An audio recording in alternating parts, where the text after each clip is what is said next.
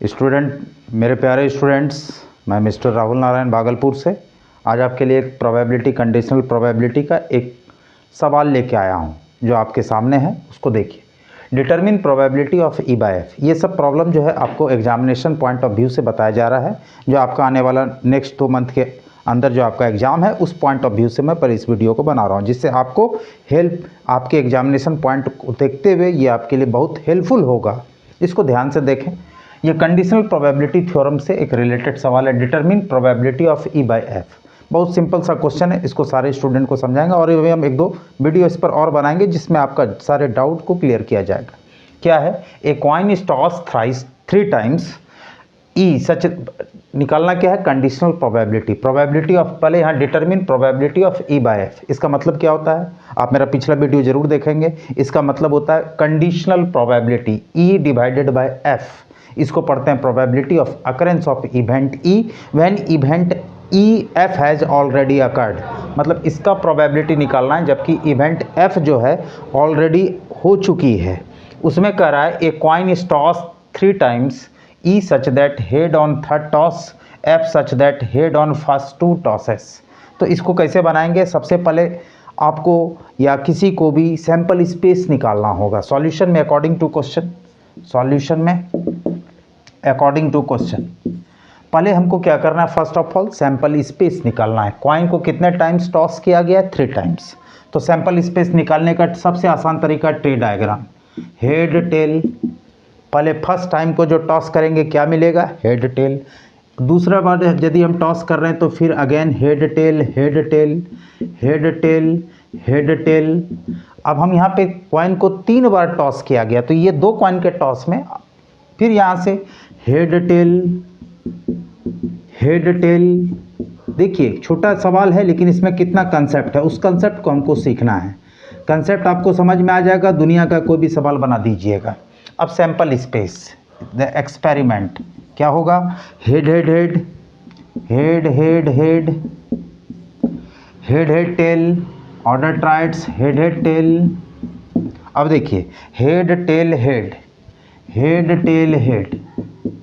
ये सारे स्टूडेंट को एग्जामिनेशन पॉइंट ऑफ व्यू से बहुत आसानी से सिखाया जा रहा है। Head tail tail, head tail tail, tail head head. अब टेल वाले ब्रांच से टेल हेड हेड हमको जब भी चलना है तो यहाँ पर पहले रखना है tail head head, tail head head. इसके बाद tail head tail, tail head tail. सारे स्टूडेंट इसको समझ रहे हैं कैसे? ये ऑर्डर ट्राइड्स है।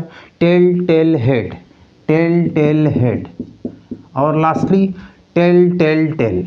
इस तरीके से हम इसको रिप्रेजेंट कर सकते हैं। ये हो गया sample space of this experiment. ये आपका हो गया।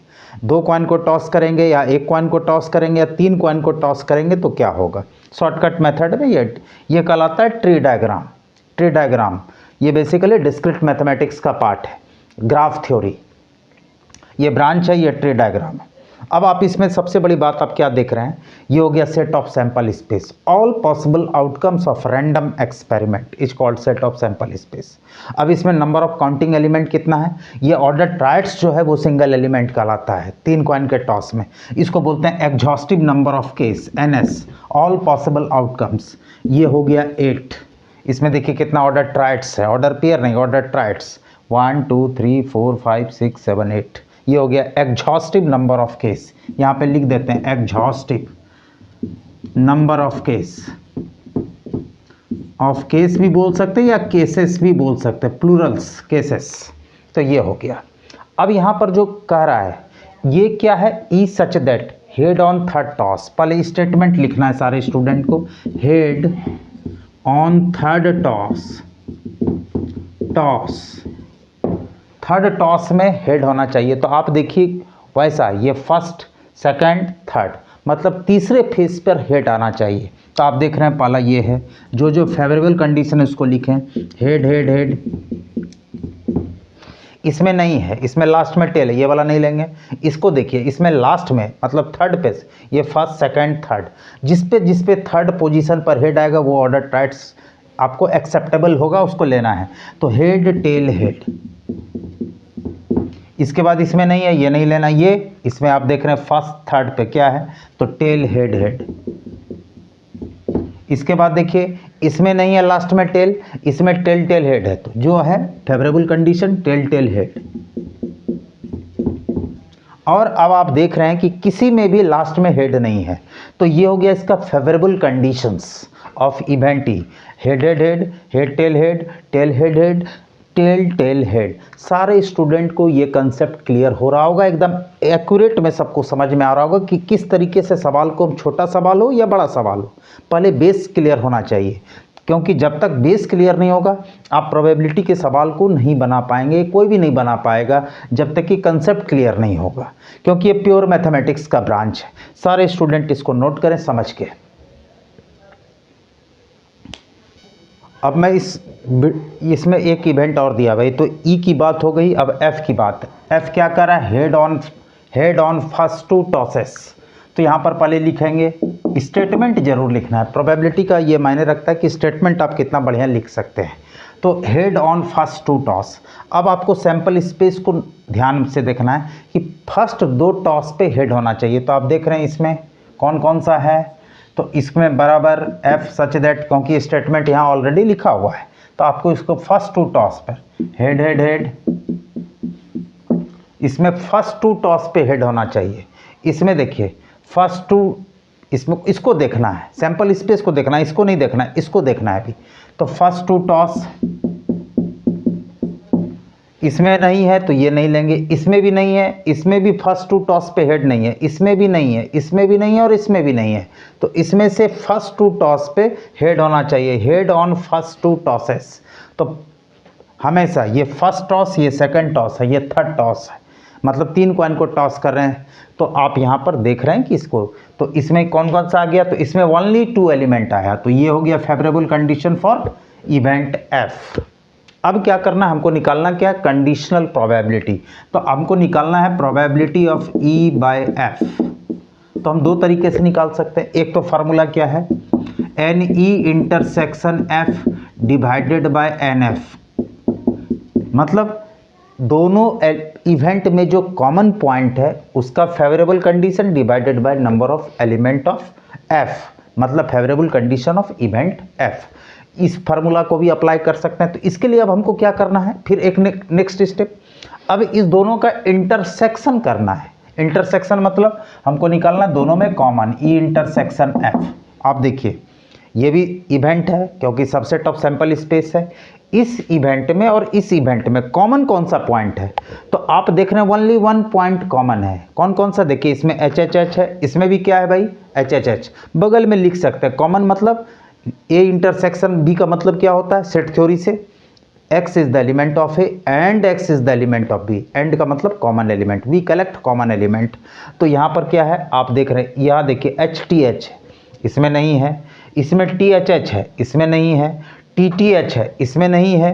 तो हम क्या लेंगे, कॉमन एलिमेंट लेंगे। तो कॉमन में सिर्फ ये एलिमेंट और ये एलिमेंट कॉमन है, तो इसमें हम सिंगल ऑर्डर ट्राइट्स दिखाएंगे, एच एच एच, ये कॉमन हो गया, वी कलेक्ट कॉमन एलिमेंट। अब इसका favourable condition, N number of element of E intersection F, क्या कितना ऑर्डर ट्राइट्स है, तो ओनली 1 ऑर्डर ट्राइट्स। इसका वैल्यू क्या है, तो आप देख रहे हैं। अब चलिए सारे स्टूडेंट पहले इसको समझ के नोट करें। अब हम आपको एक बात और बता रहे हैं कि ये सारा फार्मूला हम लोग जान गए कि इसका कितना है, एफ में कितना एलिमेंट है। तो एफ में जो आपने एलिमेंट देखा है कितना है भाई, एन एफ। हमको एन एफ से मतलब है और इससे मतलब है, तो आप इसका वैल्यू लिख सकते हैं 1 divided by number of element of F. इसमें कितना ऑर्डर ट्राइट्स है, तो 2, तो ये 1/2 0.5। ये आंसर हो गया। सारे स्टूडेंट इसको समझ के उतार सकते हैं।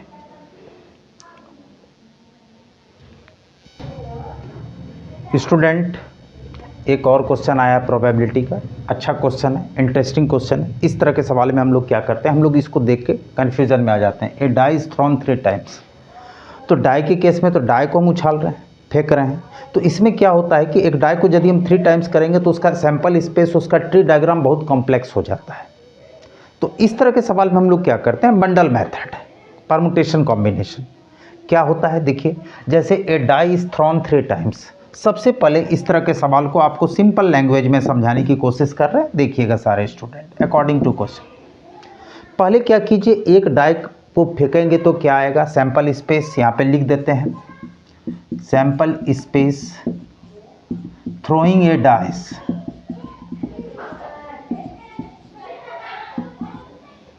क्या होगा,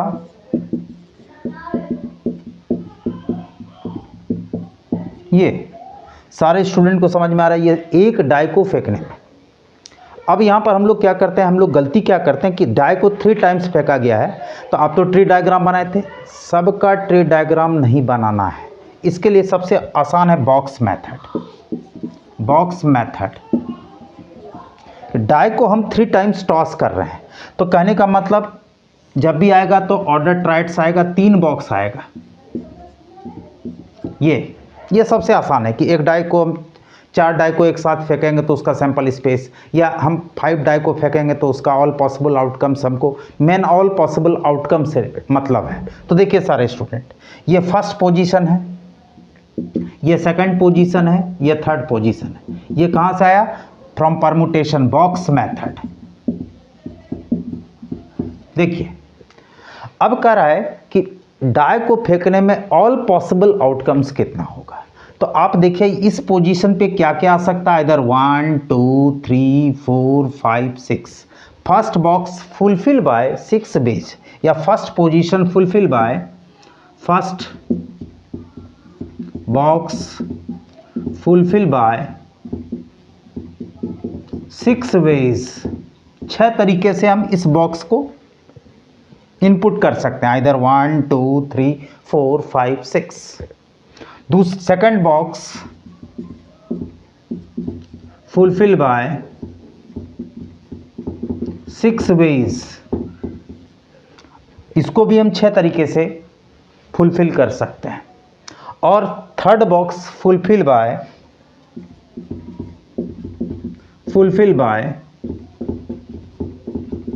6 वेज, तीनों को हम 6 तरीके से फुलफिल कर सकते हैं। तो एग्जॉस्टिव नंबर ऑफ केस, इस केस में क्या होगा, all possible outcomes of random experiment, NS, exhaustive number of case 6 × 6 × 6 from multiplication rule of counting. ये कहाँ से है, MRC, multiplication rule of counting, यानी 6 पे पावर 3।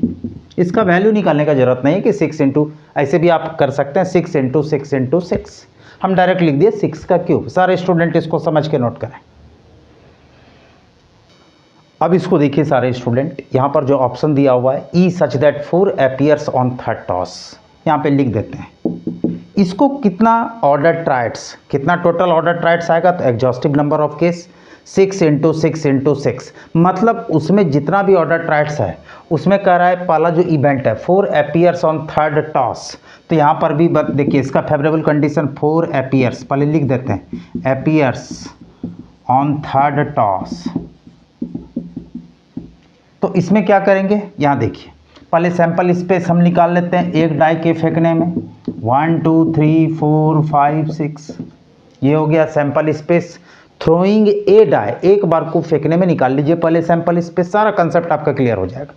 अब बॉक्स मेथड, ये फर्स्ट पोजीशन, ये सेकंड पोजीशन, ये थर्ड पोजीशन कर रहा है। ये क्या कर रहा है, 4 जो नंबर है, ये जो 4 है ये थर्ड टॉस पे होना चाहिए, तो 4 को यहाँ फुलफिल कर दीजिए। 4 यहाँ आ गया कितने तरीके से, 1 तरीके से, 1 ways, clear. Repetition is allowed, repetition is allowed का मतलब होता है ये सारा एलिमेंट इस बॉक्स में आ सकता है। 2 तरह का केस होता है, repetition allowed, repetition not allowed, ये परमुटेशन कॉम्बिनेशन का चीज़ है। तो यहाँ पर 4 आना चाहिए लास्ट में, क्योंकि ई कर रहा है 4 अपीयर्स ऑन थर्ड टॉस, मतलब तीसरे वाले बॉक्स में। ये पहला टॉस का जो एलिमेंट आएगा, ये सेकंड, ये थर्ड, तो यहाँ पर 4 आना चाहिए, तो यहाँ 4 फुलफिल कर दिए। रिपीटेशन इज अलाउड, ऐसा भी तो होगा सब पर सेम एलिमेंट आ गया, 1 1 1 6 6 6 4 4 4, ऐसा भी आएगा क्योंकि 3 डाई को हम फेंक रहे हैं। तो कितना आएगा टोटल, तो 6 पे पावर 3 आउटकम्स होगा, ये ऑल पॉसिबल आउटकम्स होगा। अब ये 4 अपीयर्स ऑन थर्ड टॉस, तो इसको कितने तरीके से, यहाँ पर तो कुछ भी आएगा 6 तरीके से, ये भी 6 तरीके से। तो फेवरेबल कंडीशन ऑफ इवेंट ई, ये हो जाएगा 6 × 6 मल्टीप्लीकेशन, क्योंकि जब तीनों बॉक्स मेरा फुलफिल होगा तभी मेरा तीनों डाई का, क्योंकि 3 डाई को फेंक रहे हैं तो एक बॉक्स फुलफिल होने से काम नहीं चलेगा। क्या है मल्टीप्लिकेशन रूल ऑफ काउंटिंग, क्या कहता है कि multiplication a job has n parts, whole job is completed only for each sub part is completed. First part completed A1 ways, second part is completed A2 ways, ... nth part is completed nth ways. Then total number of way job will be completed A1 into A2 into A3 into AN ways and so on. तो ये कहलाता है multiplication rule of counting. दूसरा आता है किसी भी sets में m एलिमेंट है, किसी दूसरे सेट में n एलिमेंट है, a क्रॉस b निकालते हैं तो नंबर ऑफ एलिमेंट ऑफ या cardinal number of a cross b is equal to na into N B. ये आता है multiplication rule of counting, permutation combination, इससे भी आता है। दूसरा होता है क्या, दो सेट्स का यदि डिसजॉइंट पेयर है तो number of element of a union b बराबर number of element of a plus number of element of b, यदि दो अलग अलग इवेंट है तो उसमें एडिशन रूल होता है, इसमें मल्टीप्लिकेशन रूल होता है तो a क्रॉस b में। तो यहाँ पर सबसे बड़ी बात है एनी 6 × 6 × 1, तो ये हो गया 36। कहने का मतलब ये समझे कि 6 × 6 × 6 में जितना भी ऑर्डर ट्राइड्स आया, टोटल ऑर्डर ट्राइड्स में कितना ऑर्डर ट्राइड्स होगा जिसके लास्ट में 4 होगा, तो ओनली 36 ऑर्डर ट्राइड्स, ये ट्राइड्स, तो ये हो गया एनी। अब हम लोग कहते हैं दूसरा इवेंट देखते हैं F, such that 6 and 5 appears, यहाँ पे लिखा जाए अपीयर्स रेस्पेक्टिवली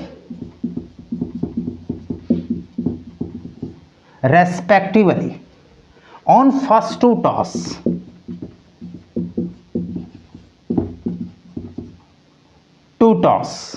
तो इसका फेवरेबल कंडीशन क्या होगा, तो मतलब फर्स्ट दो पोजीशन पे 6 और 5 ही होना चाहिए और कुछ नहीं होना चाहिए। तो इसके लिए क्या करते हैं, देखिए इसके लिए भी बॉक्स मेथड लिख देते हैं। कौन सा मेथड, ये सबसे सिंपल तरीका है। इसमें भी 3 बॉक्स बनाएंगे, फर्स्ट सेकंड थर्ड, ये first position, second position and third position, मतलब टोटल ऑर्डर पेयर क्या है 6 × 6 × 6। अब कितना ऑर्डर पेयर आएगा जिसके फर्स्ट पोजीशन पे 6, तो आप यहाँ देखिए सैंपल स्पेस में 6 को यहाँ ले आइए, 5 को सेकंड पोजीशन पे पुट कीजिए, बच गया सिंगल बॉक्स, ये बच गया। तो पहले 2 पे क्या आना चाहिए, इसको कितना एलिमेंट फेवर करेगा, तो मल्टीप्लिकेशन रूल इसमें भी लगेगा। अच्छा, इस बॉक्स को कितने तरीके से फुलफिल करेंगे भाई, तो ये रिपीटेशन इज अलाउड, तो आइदर 1 2 3 4 5 6, मतलब इसको 1 तरीके से, इसको 1 तरीके से, इसको 6 तरीके से, मतलब 6 and 5 appears respectively on first two toss, कितने तरीके से होगा, तो 1 × 1 × 6, यानी इसको फेवर कौन कितना एलिमेंट कर रहा है भाई, इसको कर रहा है 1 × 1 × 6, मतलब ओनली 6 ऑर्डर पेयर, मतलब 6 पे पावर 3 में से 6 ऑर्डर पेयर ऑर्डर ट्राइड्स ऐसा होगा जिसके फर्स्ट और सेकंड पे 6 और 5 होगा। सारे स्टूडेंट इसको समझ के नोट करें। अब इसमें हम लोग जो देखें 2 चीज़ हमने निकाला, अब हम इसमें निकाल रहे हैं कॉमन एलिमेंट। कॉमन एलिमेंट का मतलब क्या है, हमको निकालना है E इंटरसेक्शन F।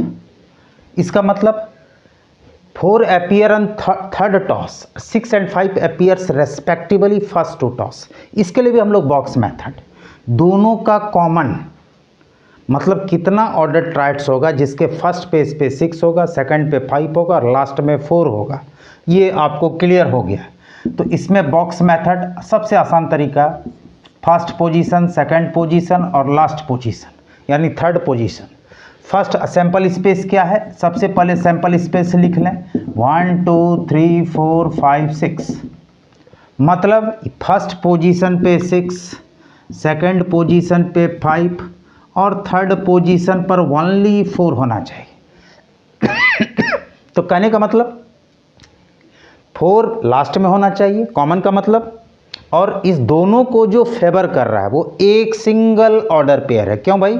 यहाँ पर ओनली 6 होना चाहिए। कितने तरीके से?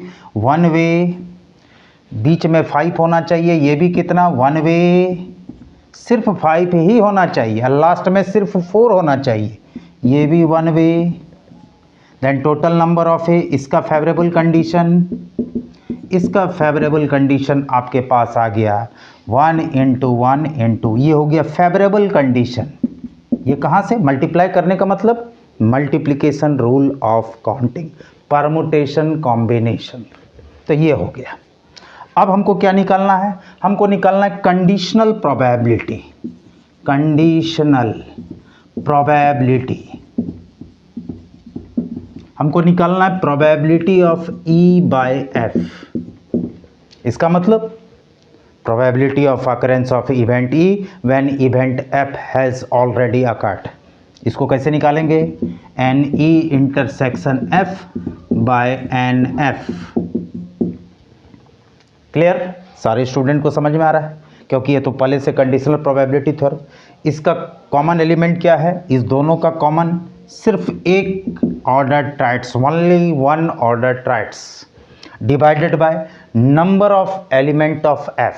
मतलब number of element of F कितना निकाले थे? फर्स्ट पे 6, सेकंड में 5, लास्ट फेस ये 6। आंसर। सारे स्टूडेंट इसको समझ के नोट करें। यदि मेरा वीडियो आपको अच्छा लगता है, प्रोबेबिलिटी समझ में आ रहा है, समझाने की कोशिश कर रहे हैं, तो यदि मेरा वीडियो अच्छा लगता है तो प्लीज़ लाइक और सब्सक्राइब कीजिए, बेल आइकन बटन को दबाइए, पढ़िए, दूसरे को भी पढ़ने का मौका दें। Thank you watching for my videos. Thank you.